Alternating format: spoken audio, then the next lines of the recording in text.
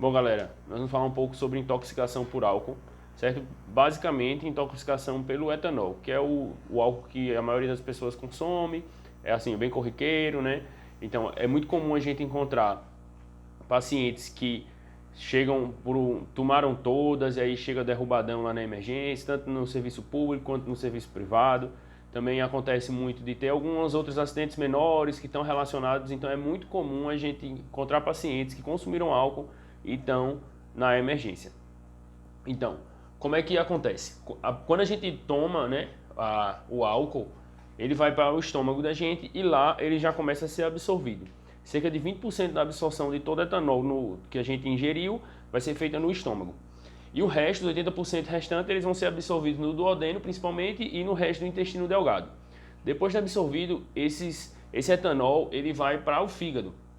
E lá no fígado ele vai ser metabolizado pela álcool desidrogenase, que também está presente no estômago, certo? Então existem algumas teorias que colocam que todo o álcool que a gente ingere, ele pode ser metabolizado já no estômago, mas também sugerem, por exemplo, que mulheres têm menos álcool desidrogenase no estômago, então termina que tem um metabolismo lentificado do etanol e isso tem uma tendência a um risco aumentado de complicações pelo consumo exagerado de álcool. Muitas vezes não é a realidade que a gente vê, porque eu particularmente conheço várias mulheres que bebem muito mais do que homens e não ficam embriagadas. Então provavelmente elas não têm essa enzima diminuída, né? Então, quando o álcool chega no fígado, né, o etanol chega no fígado, ele vai ser metabolizado para formar energia. E nesse metabolismo, né, nesse processo que ele vai ser quebrado, né, para poder formar moléculas que vão entrar no ciclo de Krebs, vão lá para a mitocôndria, gerar energia, ele forma ácido acético. E aí esse ácido acético que ele é uma das coisas que é prejudicial com relação ao álcool. Naqueles pacientes que têm um consumo crônico de álcool, ele pode induzir a diminuição da gliconeogênese hepática. Então pode induzir a pacientes, principalmente quando ele tem uma libação alcoólica, um consumidor crônico de álcool, bebeu muito e aí passa 1, 2 dias sem beber, ele tem uma tendência a desenvolver hipoglicemia porque ele tem uma gliconeogênese diminuída por esse estímulo aí, certo? E aí, o que é que o paciente com a intoxicação por álcool ele vai apresentar? São sintomas bem característicos, o paciente tem uma fala enrolada, o paciente tem uma alteração comportamental, geralmente tendendo a desinibição, é um paciente que tem uma alteração de marcha, tem um certo desequilíbrio, né? Tem aquela instabilidade pela embriaguez. É um paciente que ele pode apresentar alteração de memória, ele tem também, pode apresentar também nistagmo, pode apresentar inclusive torpor ou coma. Esse paciente ele também pode chegar na sua emergência, em alguns casos, hipotenso e taquicárdico, né, por causa da hipotensão. Isso acontece por quê? Porque é um paciente que ele tem uma tendência à hipovolemia, pela quantidade de líquido que ele ingere, ele tem uma tendência de diurese maior, e aí você vai ter uma tendência à hipovolemia. Existe também um efeito do álcool que inibe o hormônio antidiurético, né? Então você começa a perder muito líquido e aí isso aí vai gerar uma hipovolemia, vai gerar perda eletrolítica, o paciente pode evoluir também, pode ter hipocalemia, hipomagnesemia, hipofosfatemia, hipocalcemia, ele pode apresentar todos esses distúrbios por causa da diurese aumentada. Então, desculpa aí, secundária a essa perda de volume e também uma vasodilatação que o álcool pode causar, ele pode chegar lá hipotenso.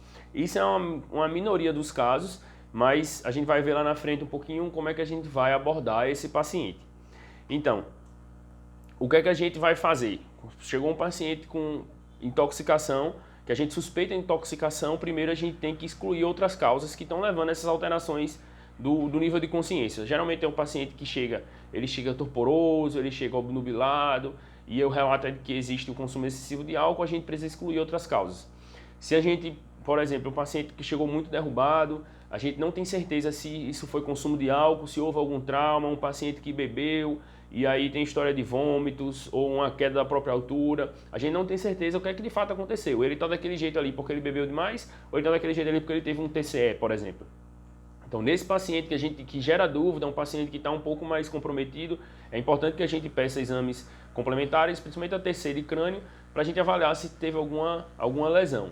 Mas naquele paciente que chega só com vômitos, por exemplo, um paciente que claramente foi um consumo excessivo de álcool, ele ainda está alerta. Nesse paciente, basicamente, o que a gente vai precisar fazer é suporte. A gente vai vigiar esse paciente, vai avaliar se ele tem necessidade de solicitar outros exames complementares. Se não tiver, é basicamente vigilância. Na prática, o que a gente pode fazer é hidratar, porque, como eu já comentei, é um paciente que tende a hipovolemia, é um paciente que tem perda eletrolítica, então é importante que a gente dê uma hidratada no paciente para que ele melhore clinicamente, ele vai se sentir melhor, a gente vai tratar sintomas e depois a gente vai liberar esse paciente para casa. Naquele paciente que já tem um comprometimento já moderado, né, como eu falei, um paciente que chega mais obnubilado, um paciente que chega mais largado, é importante a gente dar uma atenção um pouquinho melhor e a gente vai hidratar também esse paciente. Como ele tem uma tendência à hipovolemia, é muito importante a hidratação nesse caso. Precisa fazer glicose? Não, não precisa fazer glicose desde que a glicemia do paciente esteja na faixa normal. Se o paciente está apresentando hipoglicemia, a gente vai fazer a glicose, né, para corrigir isso aí, mas não é uma conduta de rotina. No paciente que ele chega também com o sensório mais comprometido, é importante também a gente fazer tiamina para a gente evitar, como profilaxia da encefalopatia de Wernicke, que é bem comum nos pacientes com consumo excessivo de álcool. E se o paciente chegou agitado, vamos dizer que o paciente bebeu demais, ele está descontrolado e aí ele chega muito agitado no pronto-socorro. O que a gente pode fazer? A gente tem duas opções que tem igual efeito. Tanto a gente pode fazer benzodiazepínico como um antipsicótico típico. Qual o benzodiazepínico que a literatura recomenda? Principalmente o midazolam, fazer 5 mg IM. Não é uma realidade que a gente tem nos nossos serviços, a gente tem muito mais diazepam. E a diferença do diazepam para o midazolam basicamente é que ele tem uma meia-vida maior. Então, é um paciente que a gente vai fazer a medicação e ela vai durar um pouquinho mais tempo no paciente. Isso aí é um perfil um pouco ruim para a medicação, mas infelizmente é o que a gente tem. A gente pode fazer a mesma dose, né? Fazer 5 mg IM, tanto do midazolam como do diazepam, e aí a gente fica observando o paciente para ver se ele vai ficar mais tranquilo com essa medicação. Outra medicação que a gente pode fazer, que é bastante recomendada, é o Aldol, 5 mg IM também do Aldol, para controlar aquele paciente que está agitado. Alguns estudos colocam que você fazer a terapia combinada com benzodiazepínico e um antipsicótico seria melhor sem mudar a taxa de efeitos adversos. Então você teria um controle mais rápido do paciente, você chega e faz benzodiazepínico 5 mg e Aldol 5 mg IM dos dois, e você teria um controle mais rápido da agitação do paciente, mesmo sem ter um aumento de efeitos adversos. E quais efeitos adversos que a gente pode ter com o uso dessas medicações?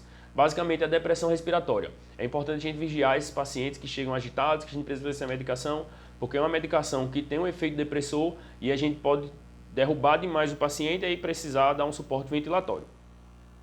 No outro caso, o paciente que chega com intoxicação grave, né, aquele paciente chega hipotenso, comatoso, taquicárdico, com muita alteração pelo consumo excessivo de álcool, além da gente depois de excluir as outras possibilidades, né, outros diagnósticos diferenciais que levam a isso aí, distúrbios hidroeletrolíticos, trauma, alguma outra causa que leve a isso, alguma infecção que leve a alteração do nível de consciência.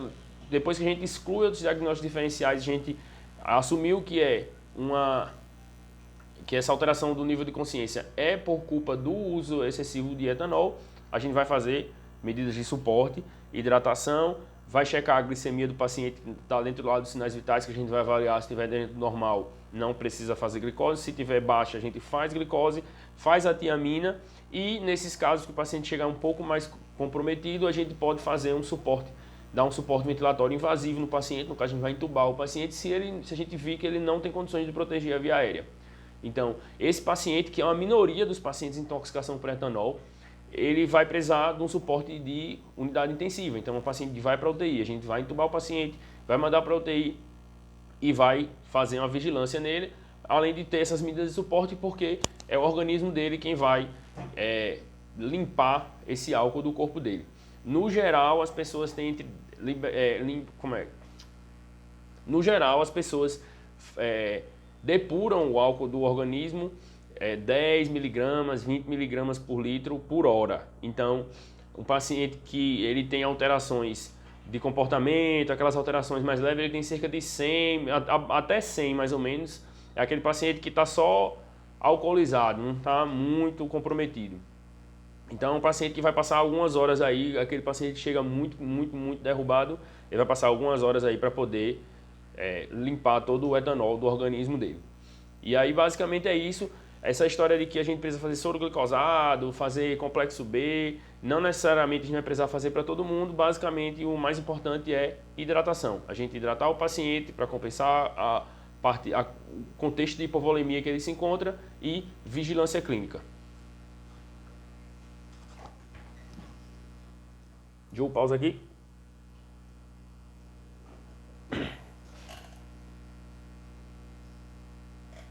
Acabou. Tá com quanto tempo?